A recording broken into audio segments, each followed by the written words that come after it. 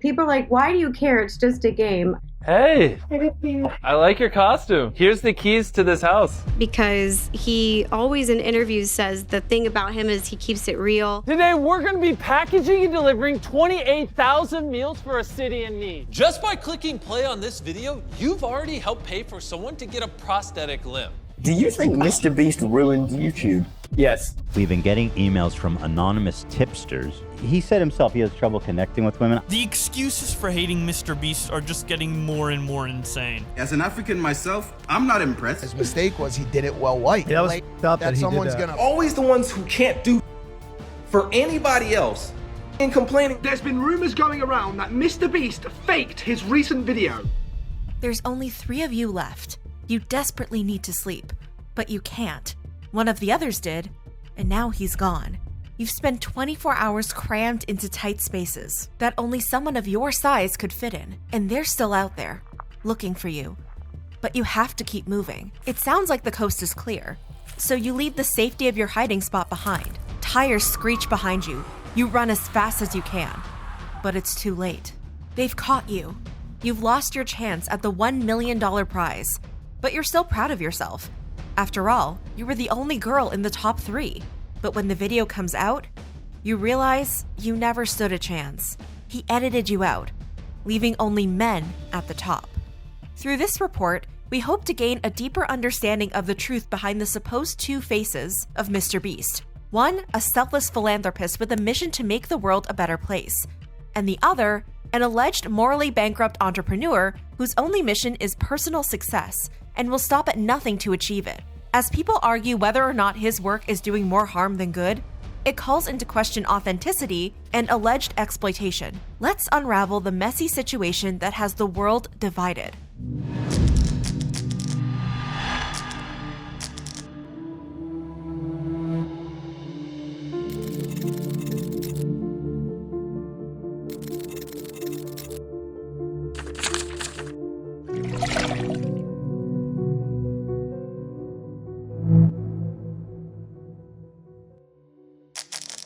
While online popularity may ebb and flow, there's no question that when it comes to YouTube's pecking order, there's currently only one top dog. Jimmy MrBeast Donaldson, a name anyone with a pulse and over 3 hours of daily screen time is likely familiar with.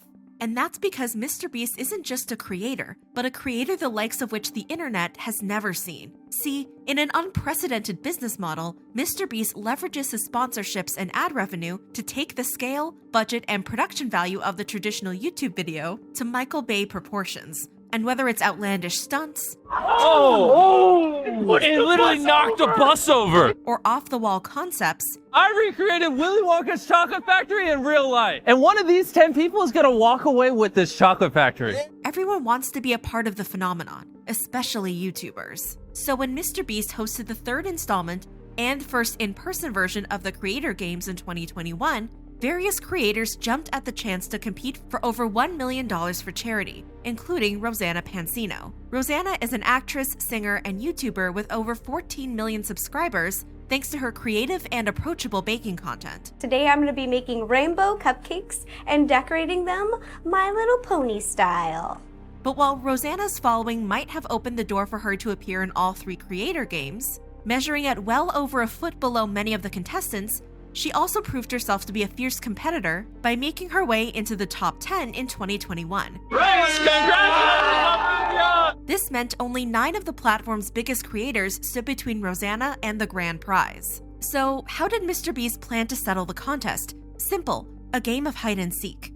Of course, this wasn't the traditional version of the childhood classic, where hiding spaces were limited to closets and laundry baskets. No, true to form, the MrBeast production took hide and seek to Hunger Games heights, providing players with the entire SoFi Stadium to camouflage themselves in. This is $1 million, and whichever one of them I find last keeps it. Yeah! I'm gonna count to 100. Go high. To keep anyone from holding up in one spot for the game, contestants had earpieces that informed them when they had to move, as well as when other players were caught. And as the competition dwindled, it seemed Rosanna's size finally had some advantages. Because Rosanna's still in, I even have to check things like this little trash can.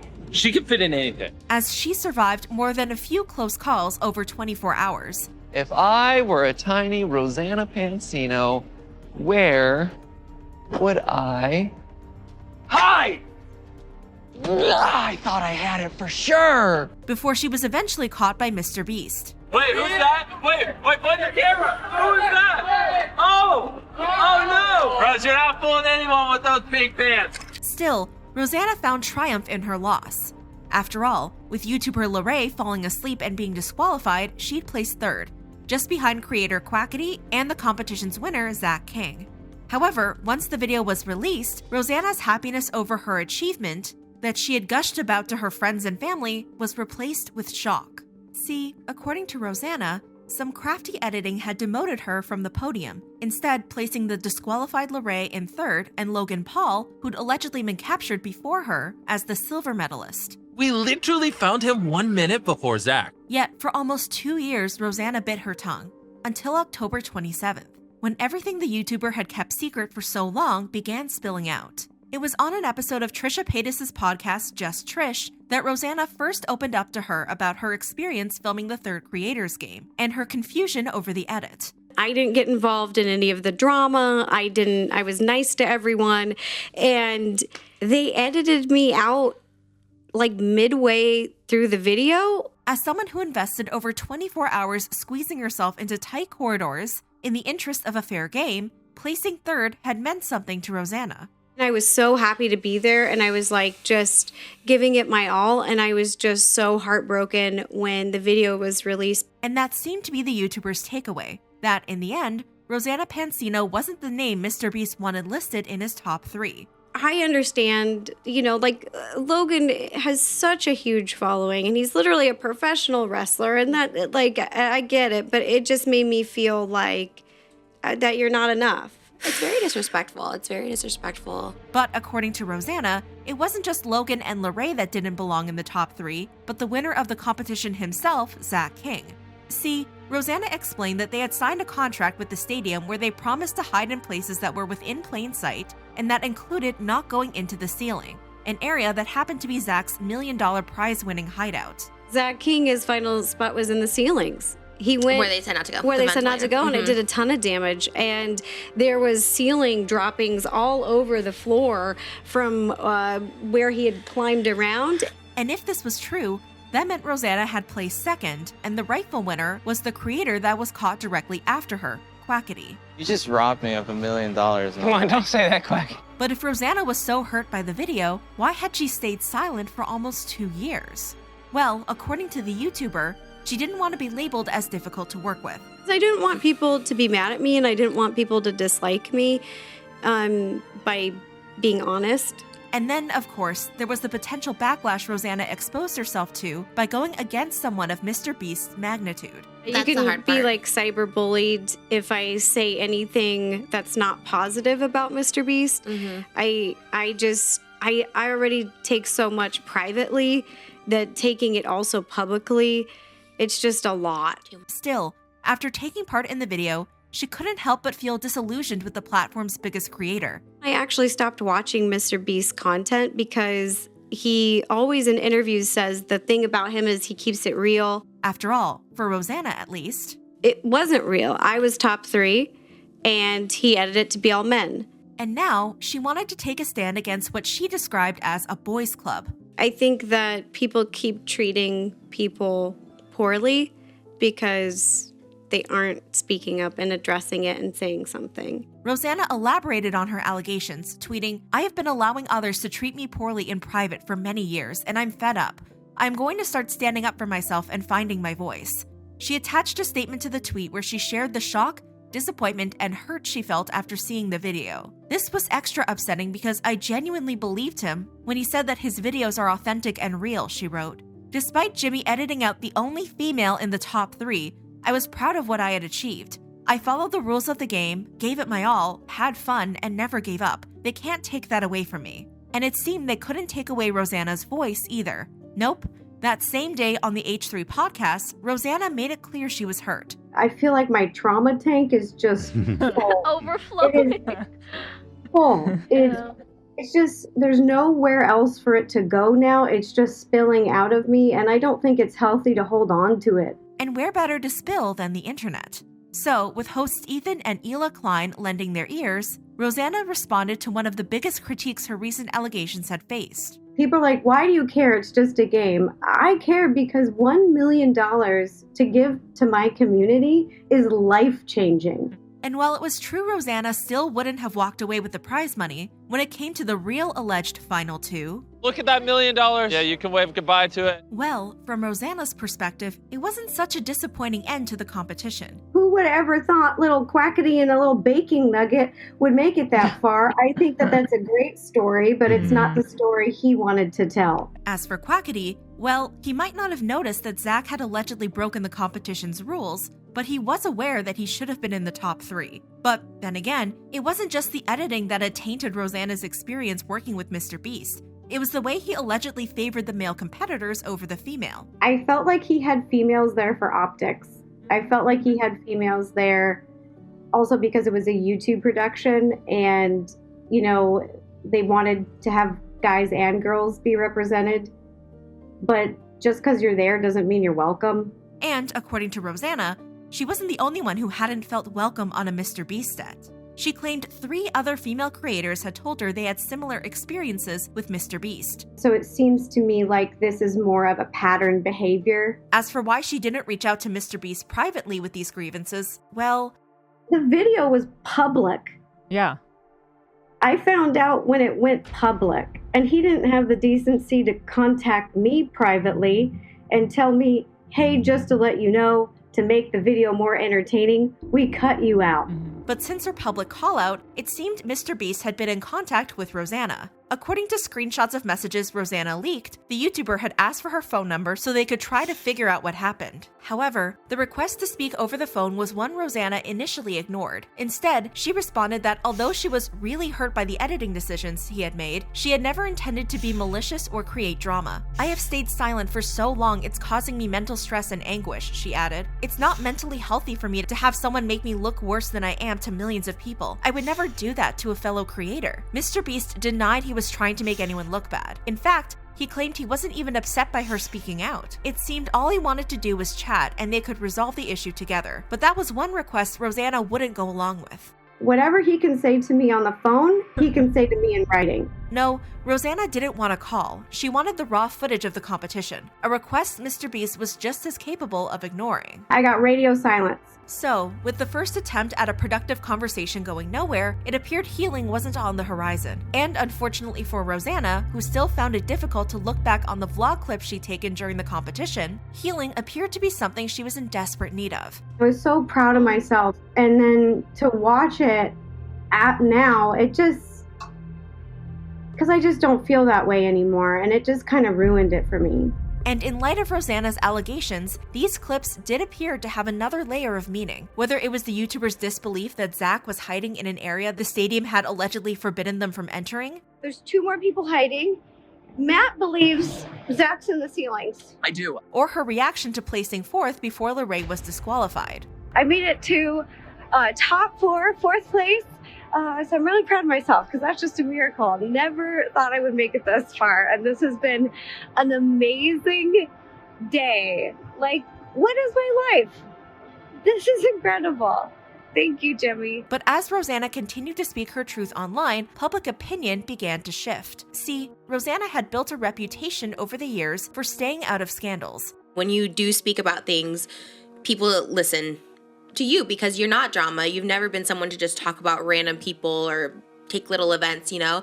And that meant internet users were initially quick to back the YouTuber, whether that was with genuine support. If you wanted to fix the results, they should have been informed, or at the very least informed before the video aired. I'm sure the people involved would have been like, yeah, cool, whatever, or delight over the potential downfall of MrBeast. Deeply inconsequential first world drama, but as a dedicated MrBeast disliker, I'm invested for sure. However, from bringing these allegations to 2 podcasts, to changing her Twitter bio to top 3 hide-and-seek world champion, trained for years with my little nephews, some internet users believe the drama had been blown out of proportion. And by the time Rosanna tweeted that she wasn't as alone as she once thought she was, after learning 3 other female creators allegedly had similar experiences with MrBeast, it seemed the empathy of some internet users had reached its limit. And as Rosanna began to delete her tweets, suspicions grew over whether the YouTuber's allegations had been timed to coincide with the release of her cover of Bad Moon Rising. Before she deleted the posts, I was all for Rosanna getting the recognition she deserved. However, after she released the music video and then deleted her previous posts, made me question her motives for the comments she made against MrBeast. But it wasn't just the internet that had changed its tune, so it seemed had Rosanna. On October 29th, the YouTuber posted a public apology to MrBeast for not handling the matter privately. As for why she felt called to apologize, well, while she couldn't deny the thousands of threats on her life ultimately played a part, she also claimed she was sincerely responding to the feedback she'd been getting. The response to the apology was divided. YouTuber Hassan Abi's video editor, Austinox, responded, "We know his lawyers forced you to say this, Ro. We stand with you." Another user commented, "You're not the one who should be apologizing." However, some weren't so sympathetic, as one user replied, "Post the threats on your life so that those people can be arrested, held accountable," adding in parentheses, "She won't, I'd bet she's lying." But on November 1st, it seemed Rosanna had a change of heart. She tweeted saying that she redacted her apology, ominously adding, "Based on new information and developments behind the scenes, I have learned that certain issues will never be handled privately. They will only be dismissed or covered up privately. Moving forward, I do promise not to drop an ill-timed music video, completely poor timing, my bad, and will word things more clearly in the future, never my intention to downplay anyone's experiences. I am just learning to find my own voice and be a safe space for others." Yet the flip-flopping hadn't earned the YouTuber much support, as users responded, "Not everything has to be public. You need to stop. I feel embarrassed for you. Settle this private with him. It was meant for charity and it was 2 years ago. Move on. You should really hire a PR guy. You ain't built for this." Rosanna deleted the tweet a few hours later. The next day, she tweeted about starting a new hide-and-seek league, and while she didn't mention MrBeast's name, this tweet too was removed. Rosanna has since refrained from speaking on the subject. However, she did feel the need to comment on another accusation being hurled her way. See, some internet users had called Rosanna out for speaking out against MrBeast, yet remaining silent on the very public cancellation of her friend Colleen Ballinger earlier this year. So, on November 8th, Rosanna posted a tweet addressing the questions about Colleen. Her statement read, "The whole situation makes me feel sad and breaks my heart. I'm still processing my feelings. I do believe that the behavior was inappropriate, mean-spirited, and I no longer communicate with her. I found out when everyone else did, perhaps even later. When the news broke, I was traveling out of state to finally pick up all the things my dad left for me after he passed away, and to help my mom go through more of his belongings. It was emotionally exhausting. I was not online much at all because I was focusing on my own healing with my family. I have not said anything publicly for a few reasons." These reasons included that she had no additional insight to add to the allegations as she had never witnessed this side of Colleen, that she didn't want to speak over the victims, and that she wanted to hear both sides before jumping to conclusions. Please be mindful that everyone processes emotions differently and at different speeds. My timeline is not someone else's timeline. I am learning that I tend to process things slower, and that's okay, she concluded. Trisha, who fell out with Colleen after she learned that her former podcast co-host had allegedly been body shaming and bullying her behind her back over the years, responded to Rosanna's tweet with a heart. But while some were satisfied with Rosanna's statement, others couldn't help but still see the irony. At the end of the day, I think it's Colleen who should be pressured to speak and not people she associated with. But I just think it's funny how you could speak out about MrBeast video edits before acknowledging this. But then again, it's not just Rosanna that the internet's been picking apart. See, over the past few months, one question has persistently loomed over MrBeast's content. Is it genuine? For example, the spectacle of the creator's train versus giant pit looked a little too unbelievable to some viewers. This is what got me. This right here is what got me, y'all. This right here. Bro, that's like some 1,000 Ways to Die animation. Leading even fans to question whether MrBeast had enlisted the capabilities of CGI to push the envelope. The pit doesn't look real. MrBeast, I want definitive proof this pit was a real thing. Or if the video simply looked unreal because viewers had never seen a stunt on this level. Now you've made it when you've got people like me questioning if your videos are real because your budget is that insane. The same skepticism was reserved for one of MrBeast's latest charitable acts, where instead of giving his first Halloween trick-or-treater candy, he gave the kids something a bit more substantial. Hey, I like your costume. Here's the keys to this house. Sure, it was an act of immense generosity. We also might have threw some other presents in. And the video was a heartwarming display. Can you believe it? Yeah, me too. I just want to give you Of course. That is, if you believe the scene was real.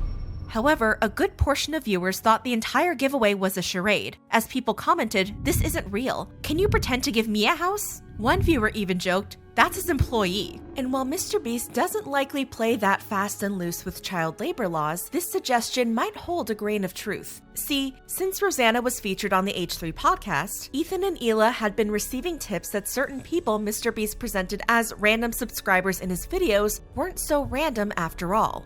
The people that are actually in his videos are employees. According to anonymous sources, there were times that MrBeast sourced the people he featured in his videos straight from the office, an allegation that, if true, could seriously hurt the creator's brand.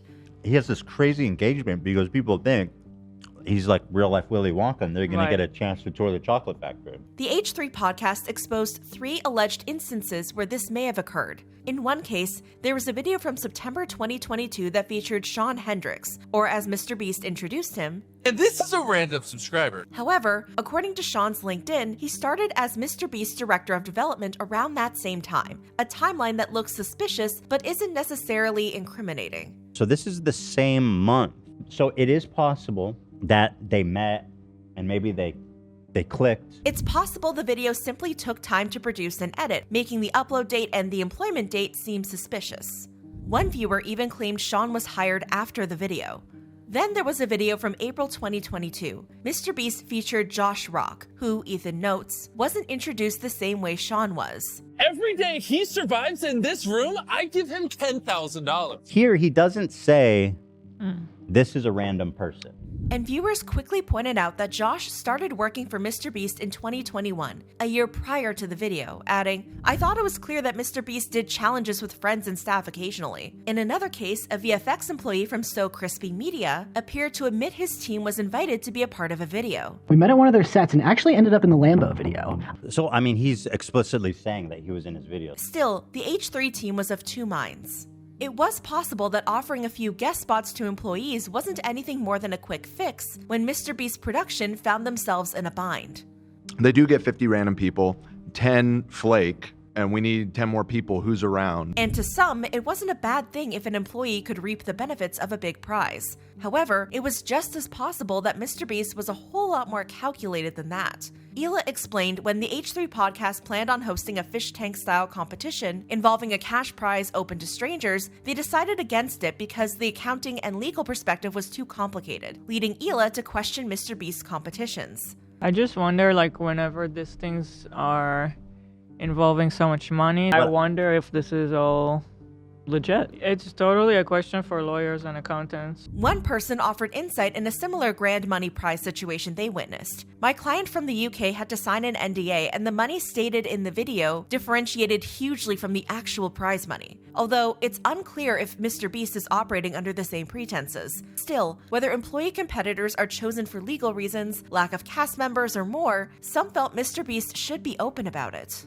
I think the public perception of MrBeast is that he is authentic. If it turns out that he isn't, that is okay. He can continue to make entertaining reality TV on YouTube, but people should be aware, otherwise it's misleading, basically. In my opinion, it matters. His fans literally watch him because they think they have a chance to be one of these players. To me, MrBeast versus reality TV holds different expectations. YouTube is more of growing trust with your audience for an extended period of time, and reality TV relationships are not really grown. He just needs to do better. And some felt MrBeast shouldn't be excused. Remember when the Ace family did this with their basketball charity events? It was wrong when they did it.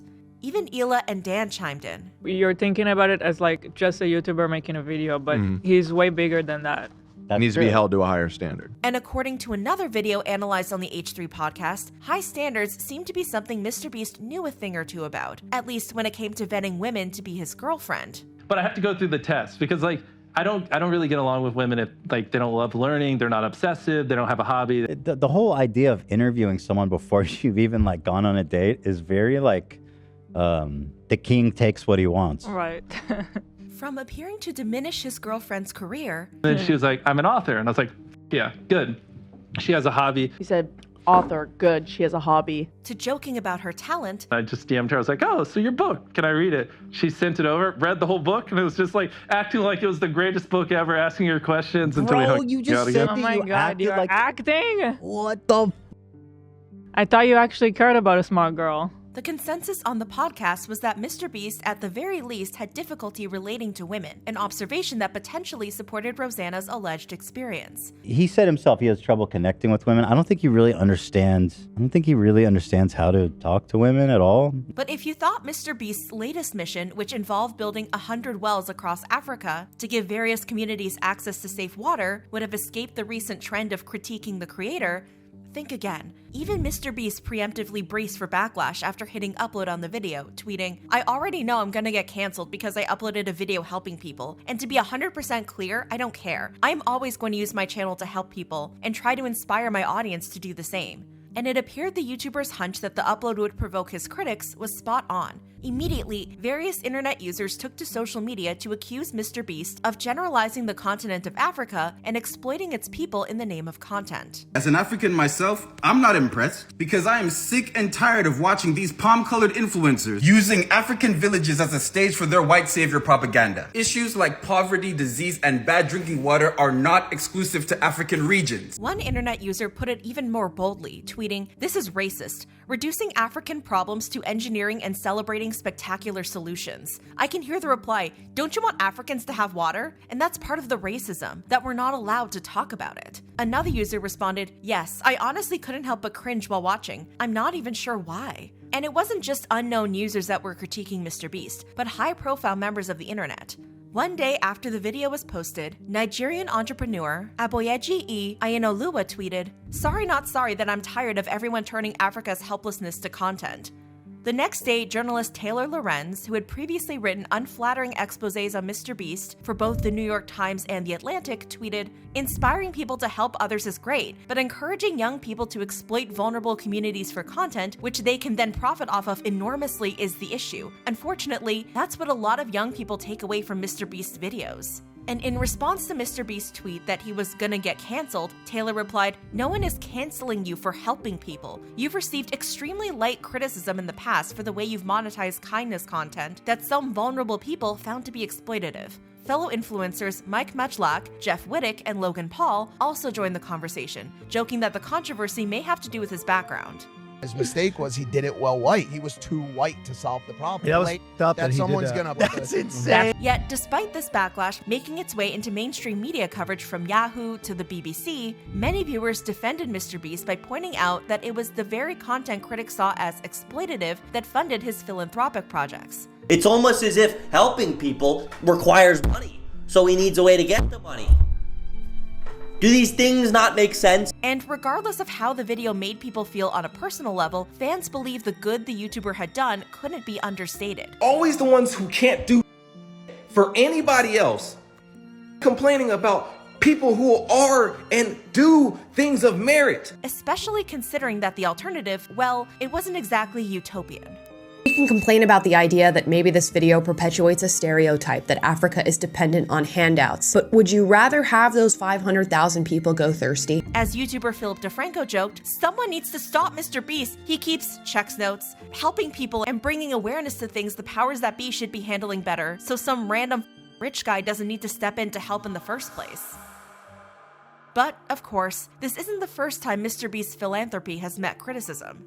When he collaborated with C International to cure 1,000 people of blindness in January 2023, the content struck some as less inspirational and more dystopian. Or as one tweet with over 82,000 likes described it, demonic in a way that couldn't be articulated. Still, another user tried to put their aversion towards the video into words. Rich people love to perform public charity because it makes them look heroic, and they literally profit from it. MrBeast does this instead of advocating for better conditions because if the conditions get better, then he has lost his content mill. And while a quick internet search would prove that MrBeast does advocate for change, even the YouTuber couldn't help but feel that pleasing the internet was an impossible task. Twitter, "Rich people should help others with their money. Me, okay, I'll use my money to help people and I promise to give away all my money before I pass away. Every single penny. Twitter, MrBeast bad." After all, when he gave 20,000 kids in South Africa their first pair of shoes, for hundreds of thousands of kids in South Africa, the only thing standing between them and an education is a simple pair of shoes. he was criticized for not providing these children with more climate-appropriate footwear, for not giving them a more life-changing present, and for not supporting local shoemakers. And when MrBeast asked his followers to clean up the presentation of his Feastables chocolate bars in stores, amidst the fans who cleaned up the displays at no charge, I cleaned up your thing for you. You're welcome, MrBeast. I love what you do. a chorus of sarcastic yes sirs made it clear many weren't so keen on providing the millionaire with free labor. And from further career blunders, including the lack of quality control when it came to his meal app Beast Burger, toxic workplace allegations, videos that have been labeled tone deaf, and past homophobic remarks. F up, you stupid.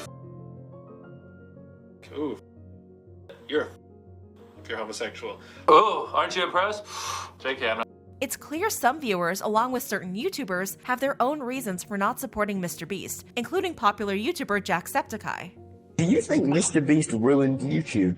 Yes, because it became more about views, money, and popularity than it did about having fun. You think he had fun riding on yachts? If he building wells in Africa? I don't know. If he had fun doing those videos, they'd be longer. We'd see the fun. And if it wasn't criticism over his charitable acts, people would criticize MrBeast for his association with controversial people, including Logan Paul. However, for fans, the good MrBeast puts into the world outweighs any criticism the creator receives, tenfold. Indeed, to the YouTuber's supporters, no past transgression, misstep, or impending scandal could erase the fact that MrBeast had put more positive into the world than most can hope to accomplish in a lifetime. Or as one user put it, how could anyone actually hate MrBeast? Of course, fans had their theories as to why the YouTuber so effortlessly attracted criticism, and for many, that came down to the difference between online activism versus real change.